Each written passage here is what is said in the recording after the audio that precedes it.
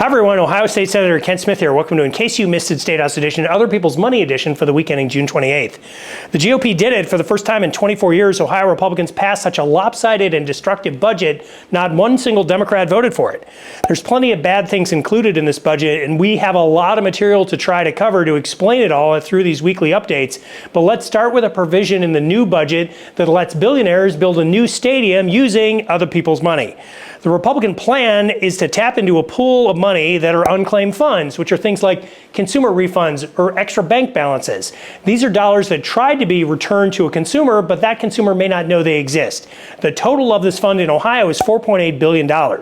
If you're an Ohio resident, you should check to see if you are owed any of this missing money. You should go to unclaimedfunds.ohio.gov, enter your information, and press search. If you have any unclaimed funds, the website will guide you as to how to file a claim. So while Ohioans have been shorted almost $5 billion, Republicans decided to give $600 million of your money to the owners of the Cleveland Browns. In other words, many of you are going to pay for that new stadium, whether you know it or not. But there is also a constitutional problem with the use of unclaimed funds to build a stadium. The subject of Article 1, Section 19 in the Ohio Constitution is about the proper use of eminent domain, and it's only allowable for public welfare.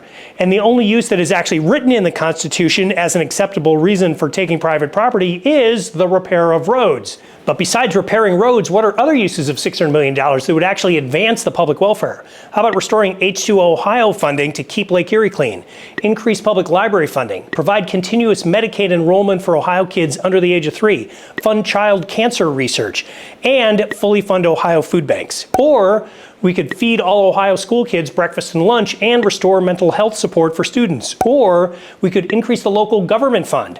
Or we could restore the child tax credit.